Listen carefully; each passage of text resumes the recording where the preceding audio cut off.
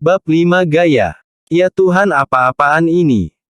Sore yang masih terik dan seseorang berdiri di bawah pohon beringin tua tepat di depan lobi jurusan desain Universitas Tripusaka. Aruna mengizinkan calon suami berdarah blasteran itu datang dengan gaya kasual, tujuannya agar tidak menarik perhatian. Nyatanya beberapa gadis dan teman-temannya sengaja berhenti di sekitar lobi atau sekedar penasaran melirik lelaki tinggi tegap dengan pesona berbeda. Aruna, kau juga melihatnya?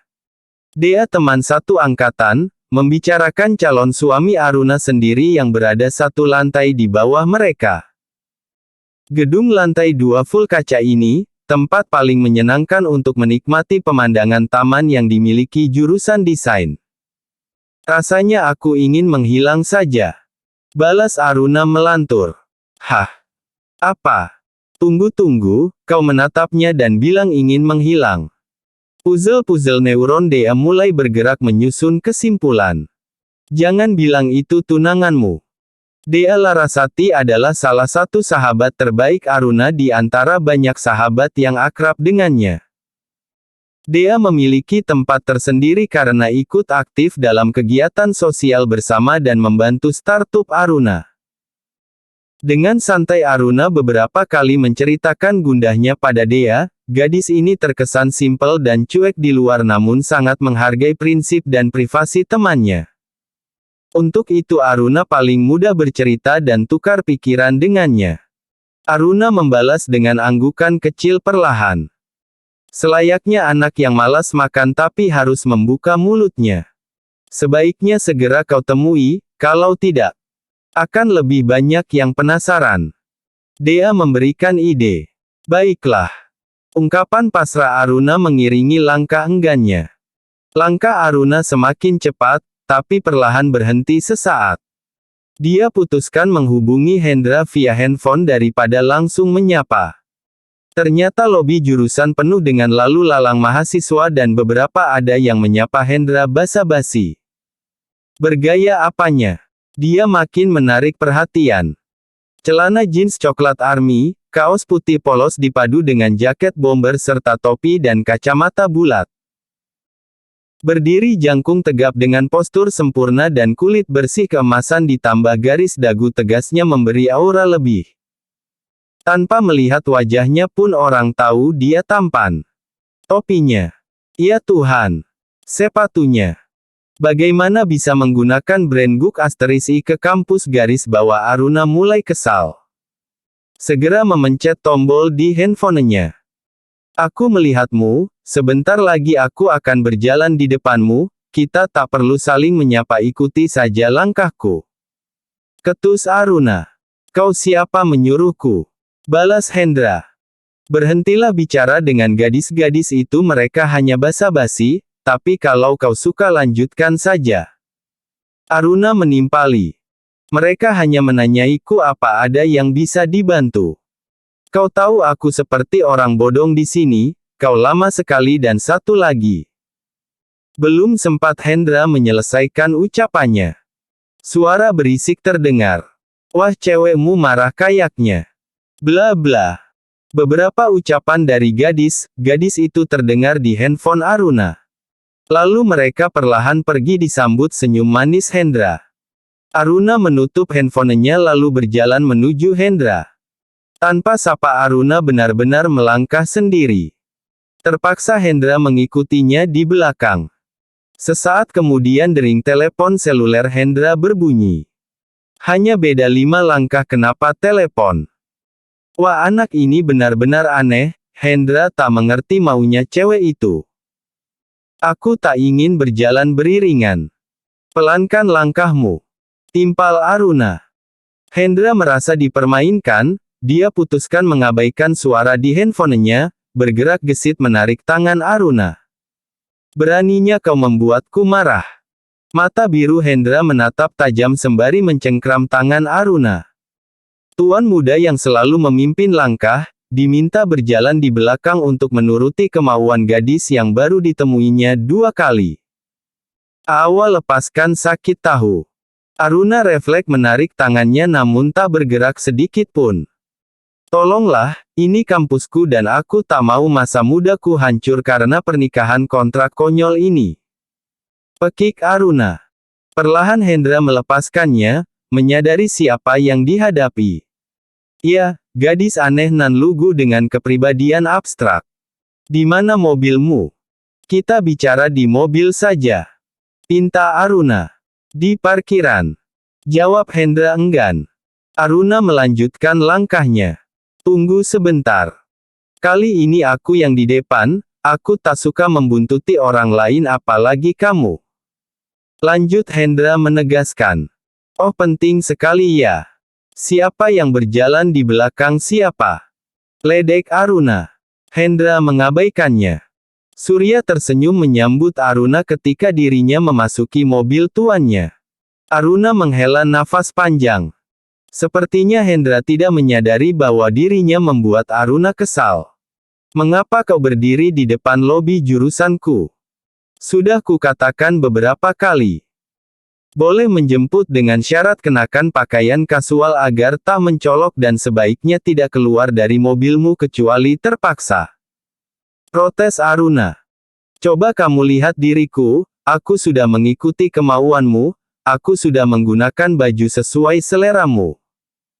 Keluar dari mobil karena terpaksa juga. Hendra menjawab dengan tenang kali ini. Terpaksa. Aruna tak yakin.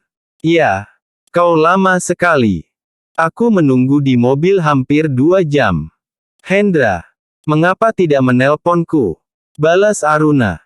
Tidak selayaknya seorang yang berada di kelas mendapat telepon. Itu akan mengganggu. Namun aku penasaran kenapa kau lama sekali. Aku lebih curiga apa kau benar-benar di dalam kelas atau sengaja mengabaikanku.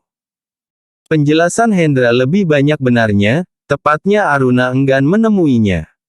Mengingat terakhir kali bertemu laki-laki ini sungguh menyebalkan. Sehingga dia mencoba mengulur waktu. Apa kamu punya pacar di kampus? Pasti kau tak ingin pacarmu melihatku kan? Tambah Hendra. Tidak Aka. Tidak. Bukan begitu, aku tak punya pacar. Hanya saja aku tidak suka dibicarakan teman-temanku. Mereka akan ribut sekali jika tahu ada yang menjemputku. Ditambah lagi kenapa kau kenakan brand langit itu hanya untuk ke kampus. Itu norak tahu. Brand langit. Apa itu? Hendra tak memiliki kosakata itu di benaknya. Surya asistennya seperti biasa memberikan penjelasan secara spontan. Baju dan benda-benda yang Anda gunakan terlalu di atas rata-rata. Jelas Surya. Namun ekspresi Hendra masih dalam tahap belum mengerti. Lebih tepatnya style Anda tidak pada tempatnya. Berhati-hati Surya menyusun kata-kata. Apa? Apa maksudnya? Bukankah ini kasual? Kebingungan menerpa cucu Joyodiningrat. Surya dan Aruna menghela nafas, menyadari penjelasan apapun akan berakhir sia-sia. Brand langit adalah outfit tuan muda Joyodiningrat sehari-hari. Sudahlah tak usah diributkan, kita fokus saja. Apa ada yang perlu dibahas pada pertemuan kali ini? Pangkas Aruna. Secara perlahan Anda berdua sebaiknya mulai mendiskusikan konsep pernikahan. Jelas Surya. Secepat itukah Pak Surya? Baru saja bertemu 2 kali. Protes Aruna. Itu permintaan tetua. Maksudnya saya permintaan opa dan oma. Surya mengemudikan mobil lebih lambat agar penumpangnya bisa memahami setiap kata-katanya. Mereka menginginkan pernikahan Anda berdua segera dilangsungkan, saya masih berharap Anda segera konfirmasi terkait fitting baju pengantin. Tambah Surya. Mohon maaf Pak Surya. Untuk hari Sabtu sepertinya belum bisa memastikan, Sabtu jadwal rutin teman-teman tim Surat Ajaib brand startup Aruna, rapat mingguan. Keluh Aruna. Surya tersenyum. Bagaimana dengan Tuan Hendra? Surya dengan sengaja memancing tuannya agar turut komentar. Oh iya sekali lagi saya ingatkan, jangan panggil saya Pak. Saya masih 30 tahun dan belum menikah. Ucapan Surya membuat dua orang penumpangnya tak mampu menahan tawa. Sudahlah, akui saja kalau wajahmu terlalu boros. Tawa yang awalnya tertahan-tahan itu kini menggetarkan setiap sudut mobil. Ekspresi mahal Hendra terlukis dengan indah bersama lesung pipinya. Bisa tertawa juga manusia itu, garis bawah gumam Aruna menangkap renyahnya suara Hendra. Surya memutar setir mobilnya ke arah kiri. Mobil itu berhenti mendadak di tepi jalan. Untung saja lalu lintas dari arah belakang sepi. Saya mengajukan izin selesai bekerja lebih awal. Surya menoleh ke belakang, menatap tajam ke arah Hendra, tidak seperti biasanya. Tidak ada ACC untuk permintaanmu. Kau tetap bekerja sesuai jadwal, balas Hendra. Lesung pipi Hendra sekali lagi menghiasi wajahnya. Kau benar-benar keterlaluan. Setidaknya beri aku ruang untuk membalasmu. Surya mulai berbicara non-formal pada tuannya. Oh, maaf Nona Aruna, Anda pasti terkejut. Surya menyadari raut muka bingung Aruna melihat interaksi dua orang yang mendadak berubah. Kami satu alma mater di kampus. Maksud saya dia junior saya. Jelas Surya. Oh iya, perlu Anda ketahui. Sebenarnya masa itu karena tidak ada yang berani menjadi temannya, maka terpaksa saya berteman dengannya. Dan sekarang setelah banyak yang tidak tahan menjadi asistennya, maka dengan cara dipaksa saya dijadikan asisten. Susunan kata Surya begitu menarik. Sebuah balasan datar namun menusuk pendengar. Ya, tentu Surya bisa dipaksa jadi asisten. Aku saja dipaksa jadi istri. Aruna bergumam, melirik lelaki di sampingnya. Kau jangan ikut-ikutan termakan kata-katanya. Hendra merasa kikuk, diserang balik oleh dua orang sekaligus. Apa-apaan kalian? Jangan menatapku seperti itu. Kalian mau apa? Pernyataan tidak penting. Hendra merasa terpojok. Ark. Aku mau makan. Aku lapar sekali. Seruan Aruna mendorong Surya menggerakkan kakinya menekan pedal gas. Mobil mereka melaju lebih cepat. Sebuah rumah makan bernuansa putih dengan konsep santai. Mereka benar-benar tidak bicara sebelum makanan di meja, tinggal pencuci mulut. Awalnya Aruna pikir hal itu hanya kebetulan karena dia dan dua orang laki-laki di sampingnya merasa sangat lapar.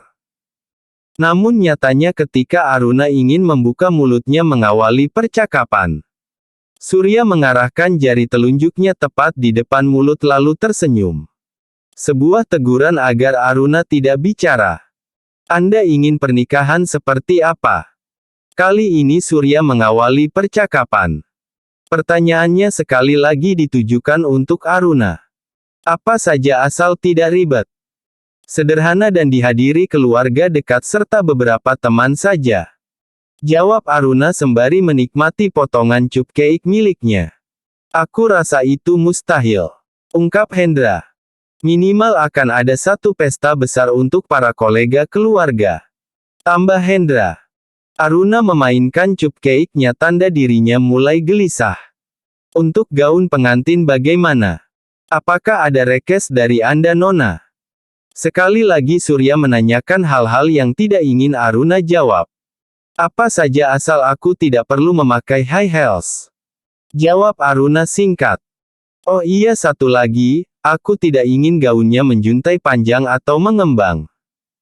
Yang simple ringan dengan sedikit pita. Tambah Aruna. Sekarang aku mengerti. Pilihan Tuan Wiryo memang paling tepat. Selera Anda bisa membuat keluarga Joyodiningrat semakin kaya raya. Surya melempar sarkasme. Berharap lawan bicaranya ikut nimbrung dalam candanya.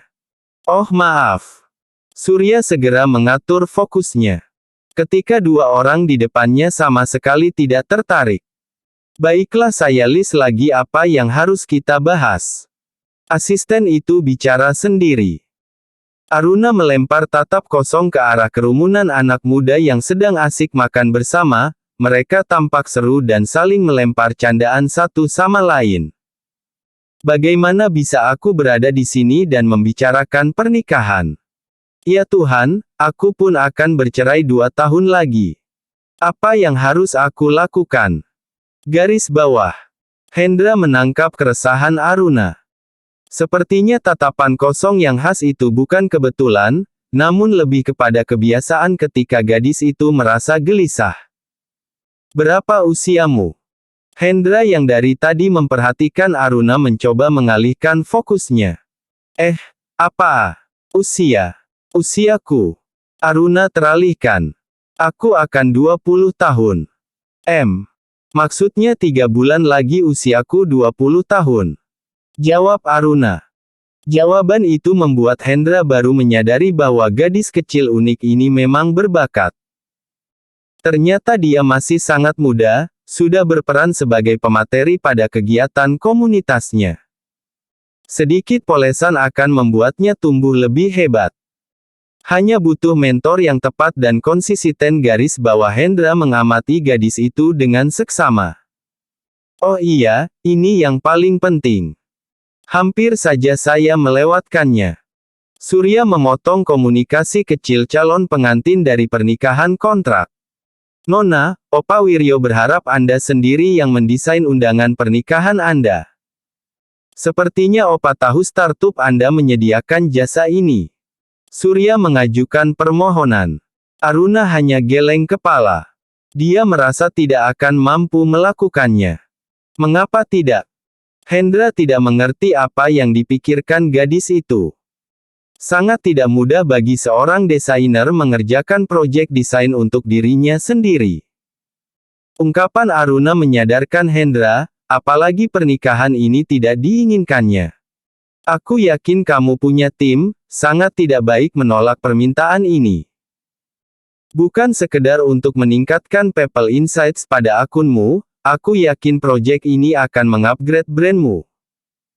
Dan lagi kamu tidak boleh mengabaikan permintaan khusus orang yang akan menjadi keluargamu. Hendra mencoba meyakinkan Aruna. Entah apa yang membuat lelaki itu tertarik membujuknya. Tapi aku satu-satunya desain proyek di timku. Jelas Aruna. Aku yakin pasti timmu punya solusinya. Hanya butuh sedikit dorongan, mereka pasti bisa menyelesaikan proyek ini. Mereka pasti bisa membujukmu. Hendra mencoba mengatur kata-katanya. Jika pernikahanku nanti cuma menghasilkan status janda, surat ajaib adalah mimpi terakhirku untuk diperjuangkan, mungkin perlu ku coba. Garis bawah Aruna. Berikan aku kesempatan 30 menit saja di agenda meetingmu. Tambah Hendra. Aruna melirik Surya berharap dukungan agar permintaan Hendra tidak perlu diiyakan. Nyatanya asisten itu malah mengangguk-angguk menyetujui. Walau atasannya terkenal dengan tabiat yang kurang baik bahkan sering membuat orang lain tertekan.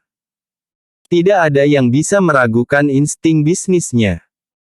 Ditambah lagi kekuatannya memberikan dorongan pada setiap divisi di mega bisnis yang diwariskan untuknya adalah kekuatan tersendiri yang belum pernah dimiliki generasi sebelumnya. Tapi kamu tidak boleh mengungkapkan kalau kita akan menikah. Pinta Aruna. Buat apa menyembunyikannya? Jangan konyol, jelas-jelas proyeknya apa.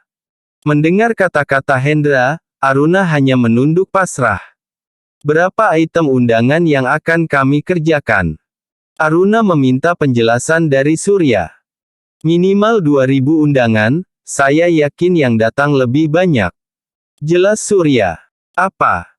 Kalau kami tidak bisa menyelesaikannya bisa jadi blunder. Aruna tidak bisa membayangkan bagaimana cara mengerjakan undangan 3D sebanyak itu. Pemesanan yang paling banyak selama ini hanya 300 item. Pemesannya pun di lobi agar menurunkan permintaan. Menyeleksi orang-orang tertentu sajadah yang mendapat undangan custom surat ajaib 3D. Jangan terlalu khawatir seburuk apapun hasilnya, setelah kita menikah semua kebutuhanmu akan terpenuhi, bahkan ketika kita berpisah nanti, aku jamin kau tak kekurangan apapun.